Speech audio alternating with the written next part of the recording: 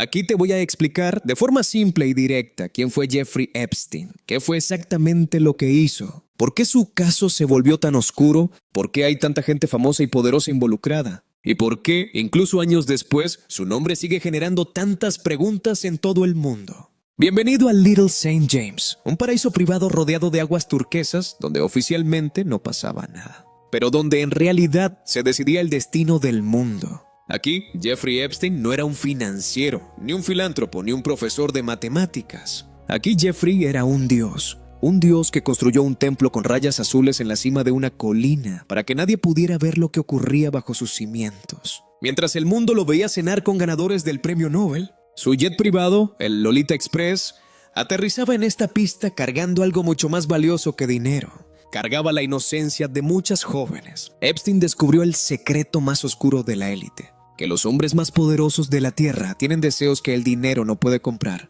pero que el chantaje sí puede proteger. Cada espejo en esta isla era un lente, cada habitación una trampa. Jeffrey no solo organizaba fiestas, él coleccionaba los pecados de presidentes, príncipes y billonarios para asegurarse de que si él caía, el mundo entero se hundiría con él. Hoy vamos a entrar en los pasillos de esa mansión. Vamos a descubrir cómo un hombre sin alma logró poner de rodillas al sistema judicial y por qué, cuando finalmente lo atraparon, las cámaras de la cárcel más segura del mundo se apagaron justo en el momento exacto. Prepárate, estás a punto de entender por qué Jeffrey Epstein no solo era un monstruo, era el hombre que sabía demasiado. Pero, ¿cómo llega un hijo de clase media de Brooklyn sin un título universitario a ser el dueño de la agenda más peligrosa del planeta? La respuesta no está en su inteligencia financiera, sino en su falta total de escrúpulos. Jeffrey Epstein comenzó como un simple profesor de matemáticas en la Dalton School, una de las escuelas más exclusivas de Nueva York. Allí, mientras enseñaba a los hijos de la élite,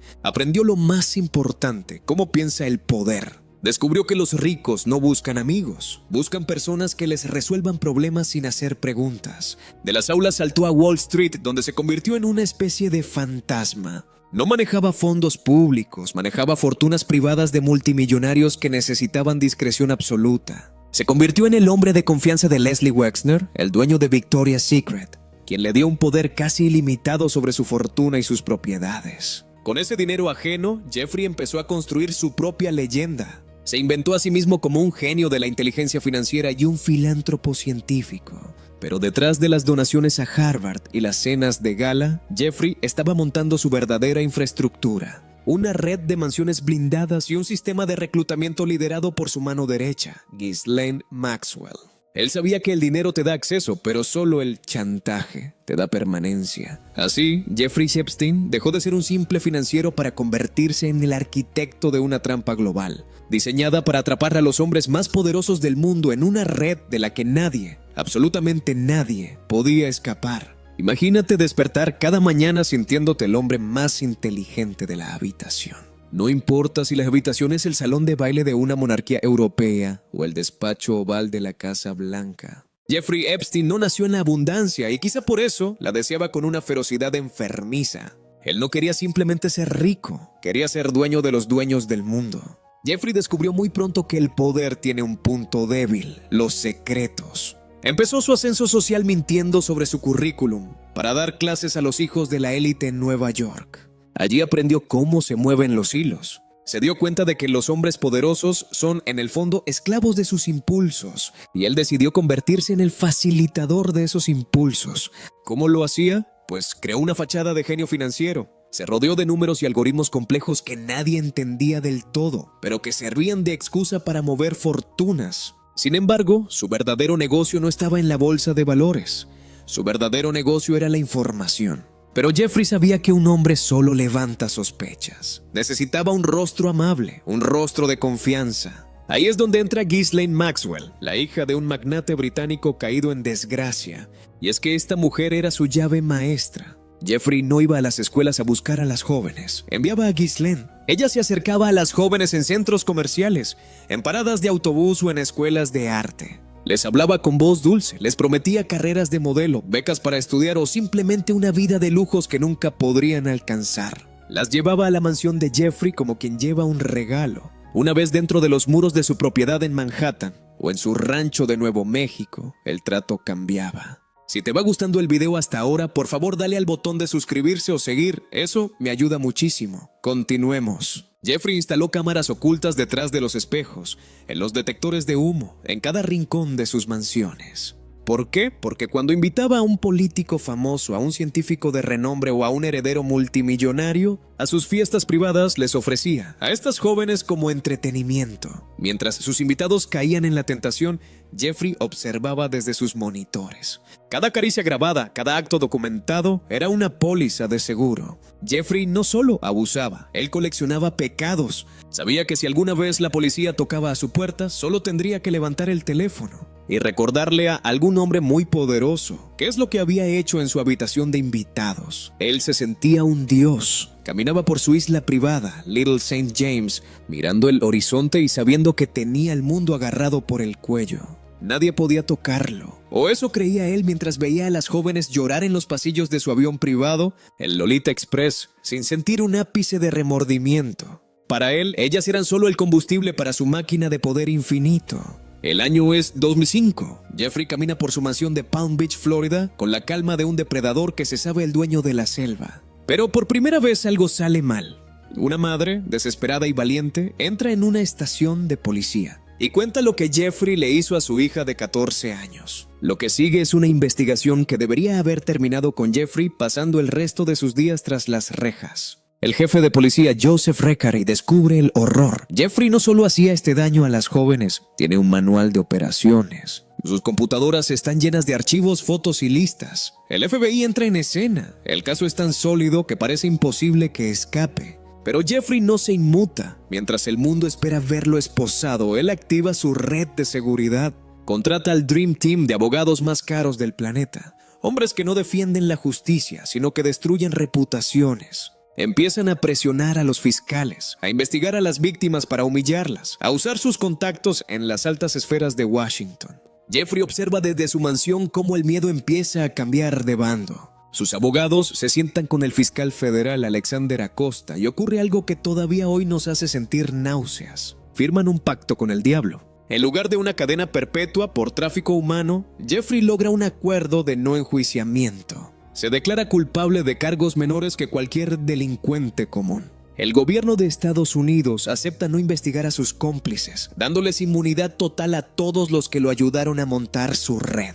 Su condena, solo 13 meses. Pero aquí es donde la rabia se vuelve insoportable. Jeffrey no pasó esos 13 meses en una celda húmeda. Se le permitió un régimen de libertad para trabajar. 6 días a la semana, Jeffrey salía de la cárcel a las 8 de la mañana en su lujosa camioneta. Iba a su oficina privada, hacía negocios, comía lo que quería, hablaba con quien quería y solo regresaba a dormir a una ala privada de la prisión que parecía más un hotel. Cuando Jeffrey salió finalmente en 2009, no salió arrepentido, salió sintiéndose invencible. Había derrotado al FBI, había silenciado a las víctimas y había demostrado que si tienes suficiente dinero y los secretos de las personas adecuadas, la ley es solo una sugerencia. Regresó a Nueva York con la frente en alto. Sus amigos poderosos que habían estado escondidos durante el juicio volvieron a su lado. Bill Gates, príncipes, modelos y empresarios volvieron a subir a su avión. Jeffrey sonreía. El sistema le había dado permiso para seguir siendo un monstruo. Se sentía un fantasma que caminaba entre los mortales, alguien que había comprado su libertad con el silencio de los poderosos.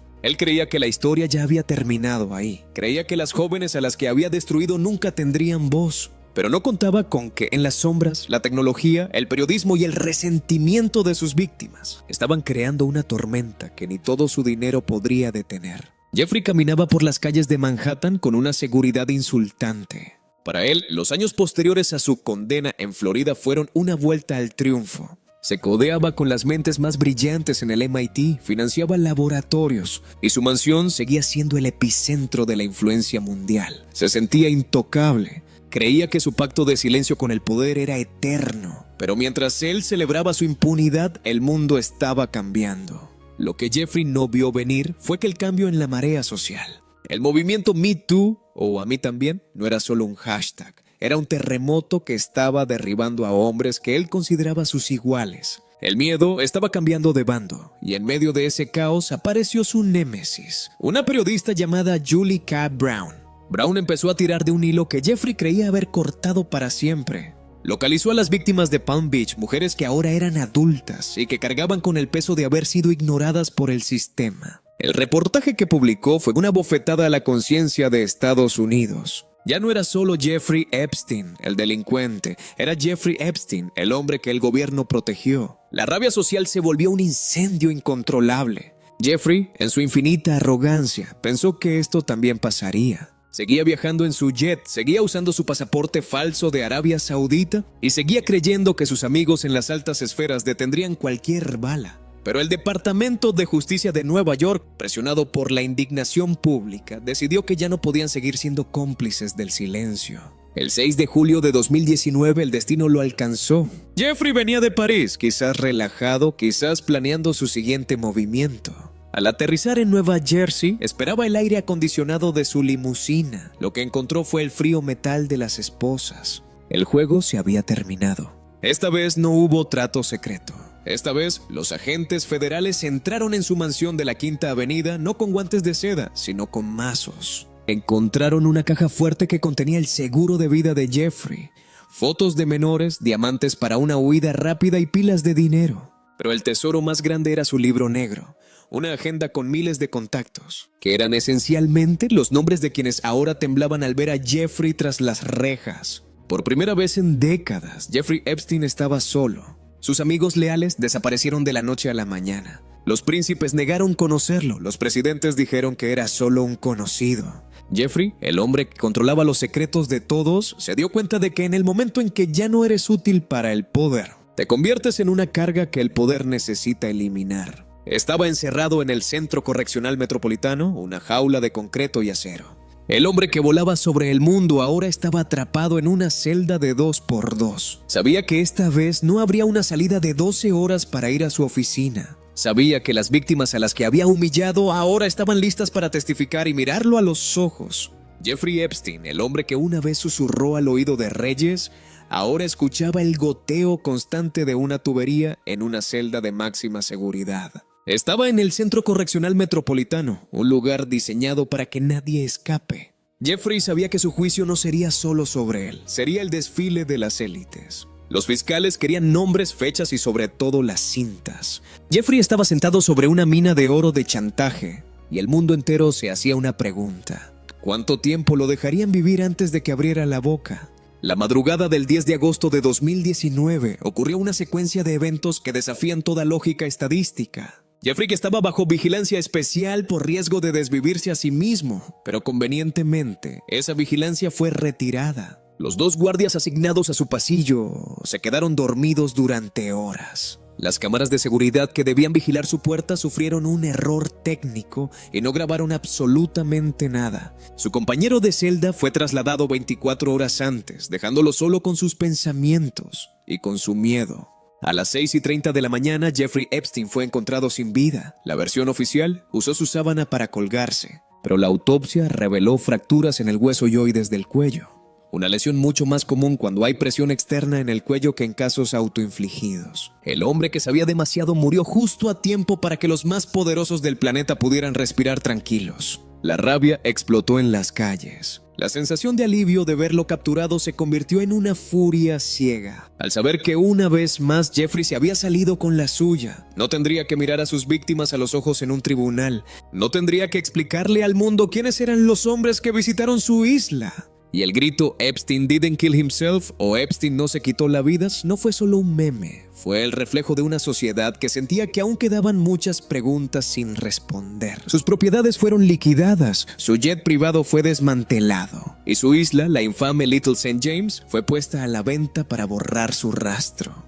Pero el fantasma de Jeffrey sigue recorriendo los pasillos del poder. Ghislaine Maxwell, su socia y arquitecta de su red, fue capturada y condenada a 20 años. Pero hay una verdad amarga que te deja un nudo en el estómago. Ghislaine fue condenada por reclutar jóvenes para Epstein. ¿Pero para quién más? Los documentos desclasificados recientemente muestran nombres de la realeza, la política y la ciencia. Pero mientras Jeffrey está muerto y Ghislaine en prisión, los otros rostros de las cintas siguen caminando libres, en sus mansiones, esperando que el mundo finalmente olvide. Jeffrey Epstein no fue solo un hombre malo. Fue el síntoma de un sistema podrido que permite que los niños sean moneda de cambio para los poderosos. Su historia no termina con su muerte, sino con la pregunta que todavía nos persigue. Si Jeffrey no murió por decisión propia, ¿quién dio la orden de silenciarlo? Y lo más importante, ¿quiénes son los que hoy siguen escondidos en las sombras, agradeciendo que Jeffrey Epstein se llevara sus pecados a la tumba? Si te ha gustado el video, por favor dale al botón de suscribirse o seguir. Eso me ayuda muchísimo. Hasta la próxima.